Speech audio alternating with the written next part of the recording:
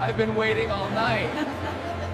Harrison, it's so good to see you. My favorite girl. I stood in a mansion filled with 200 guests, 7 months pregnant, watching my husband kiss his mistress under the chandelier while his family announced their engagement. Everyone applauded. No one looked at me. They had no idea I owned the company that employed them all. By dawn, I destroyed everything. This is the most savage revenge story you'll hear this year. Trust me, you need to watch until the very end because what happens is absolutely insane. If you love drama and justice, smash that subscribe button now and let's get into this wild ride. My name is Andrea, and I need to tell you about the night that changed everything. I'm 32 years old, 7 months pregnant, and up until that Christmas night, everyone thought I was just a simple housewife. My husband Harrison believed he married someone sweet and naive. His mother, Constance, thought I was lucky to be part of their family. His sister, Vanessa, openly called me boring at family dinners. They all saw exactly what they wanted to see. But here's what they didn't know. I'm the owner of Whitmore Industries, a company worth $45 million. I inherited it from my late father 3 years ago, and I made a decision that would later become the key to everything. I kept it a secret, not from everyone, just from Harrison and his family. Only my lawyer knew the truth. I wanted to know if Harrison loved me for who I was, not what I had. I even worked at my own company as a consultant, just to keep an eye on things and stay connected to the business I loved. When I got pregnant, I took maternity leave 2 months ago, playing the role of the devoted wife, preparing for motherhood.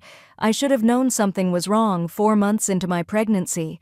Harrison started coming home late, his shirt smelling like perfume that wasn't mine. He stopped touching my belly, stopped asking how I was feeling.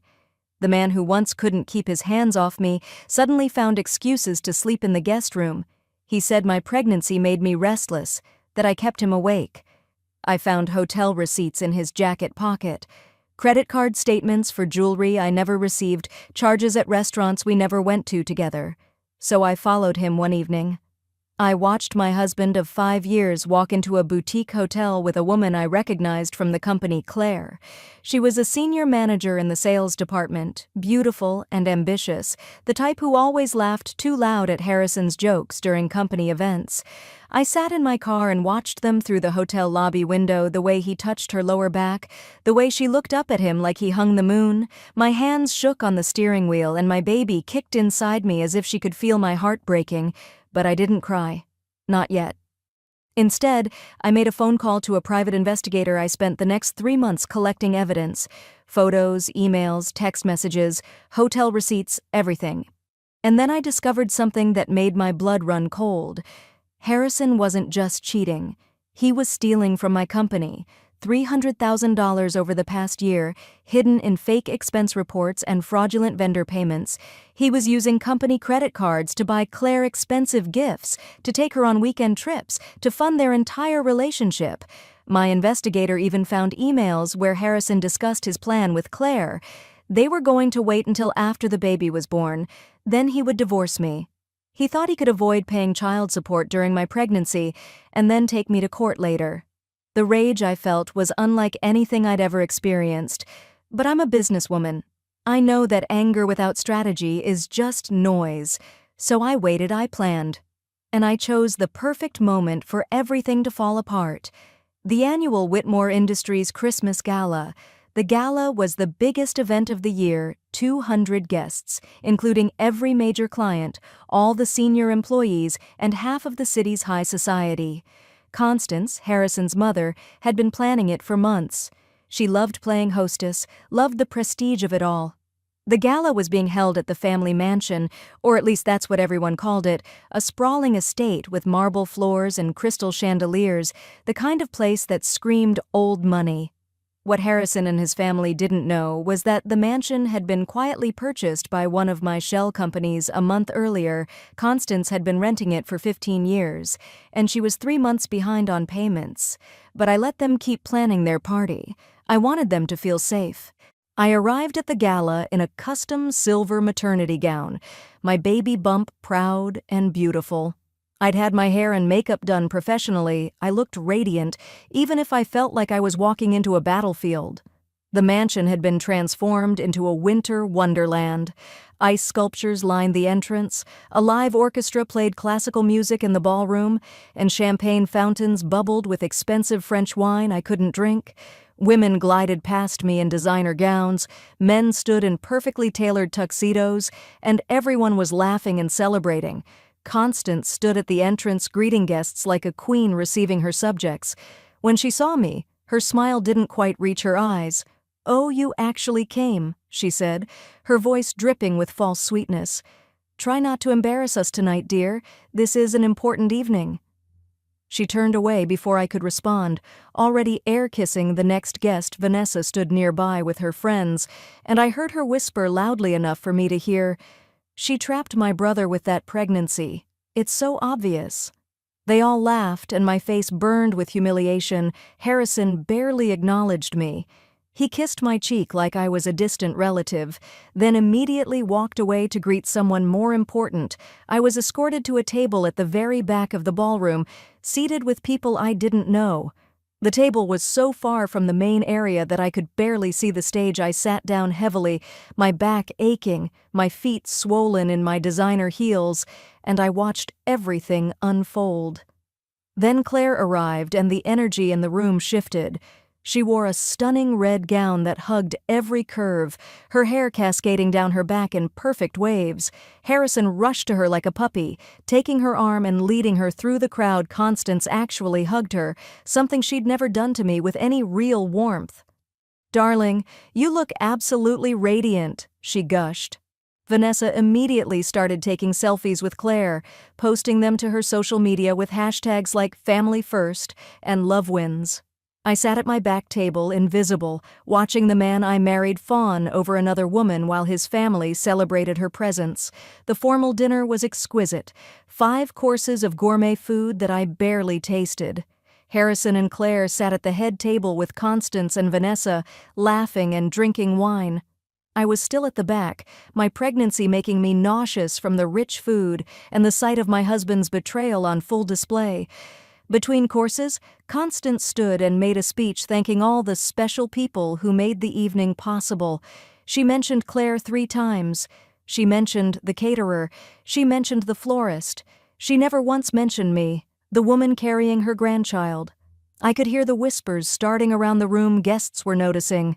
They saw me sitting alone in the back, saw Harrison with Claire at the front, and the gossip spread like wildfire. Some people looked at me with pity, others with curiosity, a few with barely concealed judgment, as if I'd somehow brought this on myself. Then, after dinner, the music stopped. Harrison stood up, straightening his tuxedo, and walked to the microphone on stage. My heart started pounding so hard I thought it might burst through my chest. "Ladies and gentlemen," he said, his voice confident and clear, "I have an announcement that will surprise some of you." The room went silent, every eye turned to him. He smiled, that charming smile that had made me fall in love with him years ago. "Claire and I are in love. We've been together for 8 months now, and I'm not going to hide it anymore." The gasp that went through the room was audible. 200 people inhaled at once, shocked. But Harrison wasn't done. "I'm filing for divorce from Andrea," he continued, gesturing vaguely in my direction without even looking at me. "She knew this marriage was over. We've both known for a while. I'll make sure she and the baby are taken care of financially, but I deserve to be happy. I deserve love." Claire stood and walked to him, taking his hand. Constance rose from her seat and started applauding, actually applauding, and Vanessa joined her immediately. "Finally!" Vanessa shouted over the confused murmurs. "Welcome to the family, Claire." Harrison pulled Claire close and kissed her, right there on stage in front of everyone. Some guests applauded hesitantly, others sat in stunned silence. A few looked at me with genuine sympathy. Constance raised her champagne glass high. "To new beginnings," she declared, "to happiness and true love." About half the room raised their glasses, the other half sat uncomfortably, not sure what to do. Then Vanessa's voice cut through the room, loud and cruel. She pointed at me. Andrea, you should really leave. You're making everyone uncomfortable just sitting there. People turned to look at me. I felt 200 pairs of eyes on me, judging me, pitying me, dismissing me. My face was hot, my hands were shaking, and my baby was kicking hard inside me like she could feel my distress. I stood up slowly, carefully, one hand on my belly. The room went quiet again, everyone watching to see what I would do. Would I cry? Would I scream? Would I make a scene? I did none of those things.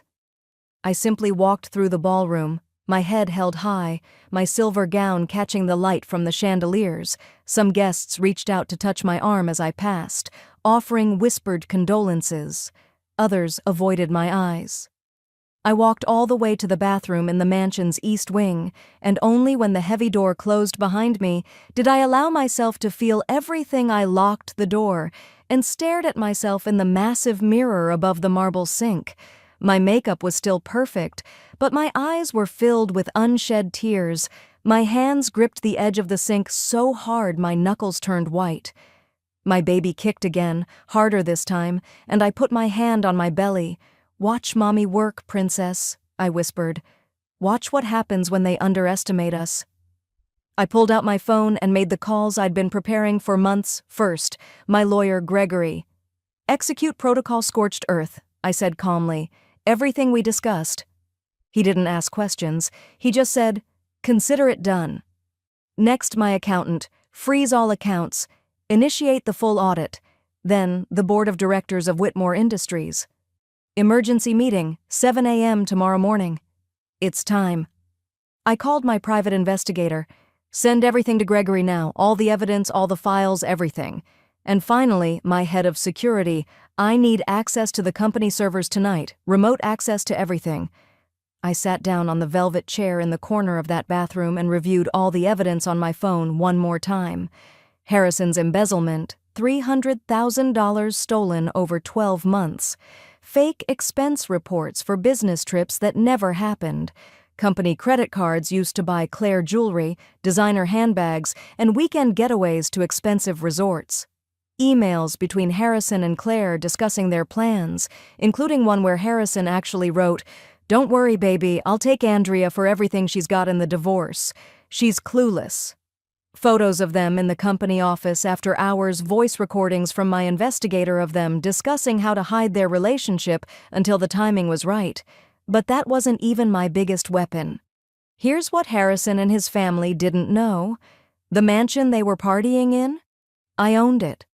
Through a shell company, my lawyer had purchased it a month ago. Constance had been renting it for 15 years, always pretending it was the family estate, when really she'd been struggling to make payments. She was 3 months behind, and I had an eviction notice ready to go. Harrison's trust fund that Constance always bragged about, it had dried up 2 years ago. Harrison had been living off credit cards and borrowed money from our joint account, which was really my money, since I was the one who'd funded it all along.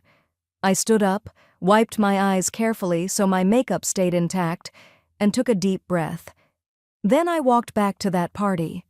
Every conversation stopped as I entered the ballroom. The orchestra was playing again, people were dancing, but when they saw me, a hush fell over the room. I walked straight to Harrison and Claire, who were standing near the champagne fountain with Constance and Vanessa. Harrison's face went pale when he saw me approaching. "Andrea, please don't make a scene," he said quietly. I smiled, a real smile. "I won't," I said sweetly. I walked past him to the stage and took the microphone. The orchestra stopped playing. 200 faces turned toward me. "Thank you all for coming tonight," I said, my voice clear and steady. Harrison stepped forward nervously. "Andrea, don't..." But I kept talking. "I just want to say thank you. Thank you, Harrison. You've taught me so much over the past 5 years about trust, about loyalty, about knowing your worth and never settling for less than you deserve." I turned to look directly at Constance. "And thank you, Constance, for showing me exactly what kind of woman I never want to become. Your lessons in cruelty and superficiality have been truly educational." Her mouth dropped open. I looked at Vanessa. "And Vanessa, Thank you for being so transparent about your values. It's helpful to know exactly where people stand." The room was dead silent. You could have heard a pin drop on those marble floors.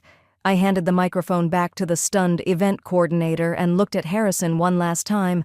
"By the way, you should all check your emails, right now." I walked toward the exit, my silver gown flowing behind me. Behind me, I heard the sounds of phones being pulled out, the pings of emails being opened, and then the most beautiful sound I'd ever heard, Harrison's voice, strangled and desperate, "No, no, no, no, no." I didn't look back. I walked out of that mansion, got into my car, and drove to a luxury hotel suite I'd reserved for the night. My lawyer and accountant were already there, laptops open, documents spread across the dining table. We worked through the entire night. I signed papers, made calls, and set everything in motion. By the time the sun came up, the destruction was complete. Harrison woke up to police knocking on his door. He was arrested for embezzlement and fraud, handcuffed, and led out of the mansion in front of the catering staff who were cleaning up from the party. The news spread instantly. By noon, his face was on every local news channel. VP arrested for stealing $300,000 from company. All his accounts were frozen. The divorce papers were served, citing adultery, fraud, and theft. His career was over, his reputation was destroyed, and he was facing 5 to 7 years in prison. Claire's world fell apart just as quickly. She was fired from Whitmore Industries immediately for violating the company's ethics policy regarding relationships and for her involvement in Harrison's fraud scheme, the luxury apartment she lived in. Company housing. Eviction notice served. Her car? Company lease. Repossessed by the end of the day. Every company in the industry got word about what happened, and she was blacklisted. She couldn't find work anywhere. Within 24 hours, she went from senior manager with a 6-figure salary to unemployed and unhireable. Constance received an eviction notice for the mansion at 6 in the morning. 30 days to vacate the property. When she called the property management company demanding answers, they informed her that the new owner had decided to terminate her lease due to non-payment. She screamed into the phone, "Do you know who I am?" The voice on the other end said calmly, "Yes, ma'am. We know exactly who you are. You're a tenant who's 3 months behind on rent."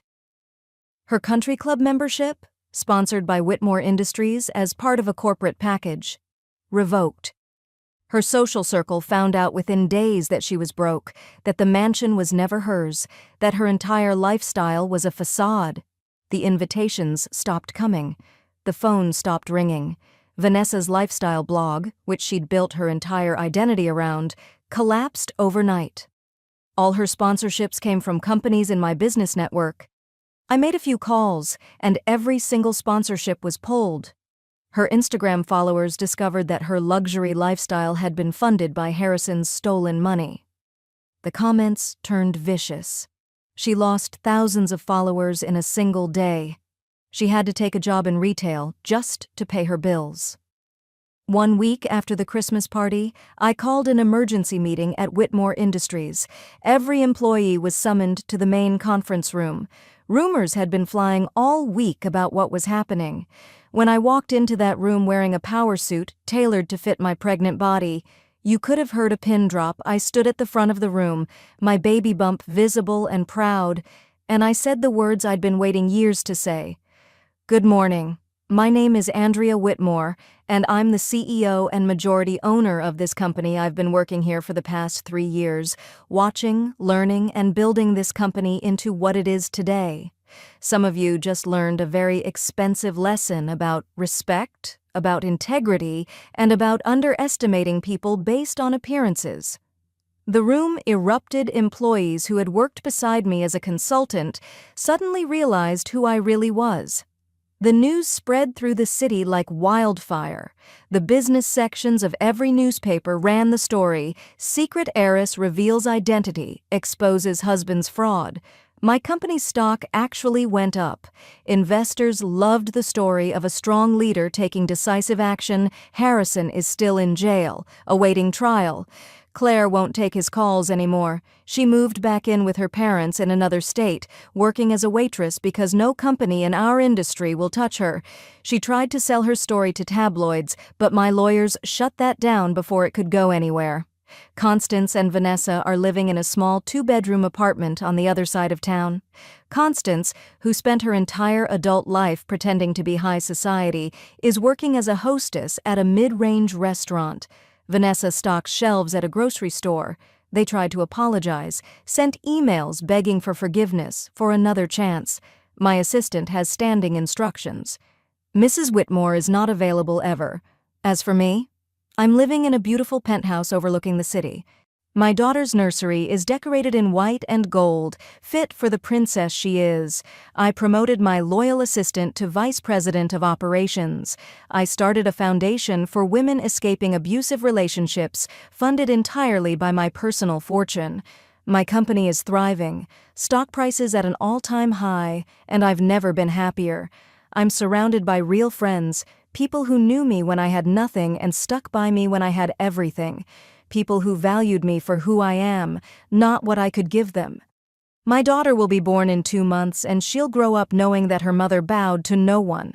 She'll learn that quiet doesn't mean weak, that patience is a weapon, that power isn't about making noise, it's about making moves. Harrison and his family wanted to humiliate me in front of 200 people at a Christmas party, so I destroyed them in front of the entire city. I took everything they had, everything they pretended to be, and I left them with nothing but the truth of who they really were. And you know what? I sleep perfectly well at night. If this story gave you chills, absolutely destroy that like button and subscribe, because I bring you the most intense revenge stories on this platform. Comment below, Team Andrea, or did she go too far? And remember, never underestimate a quiet woman. She's not weak, she's just planning. See you in the next story.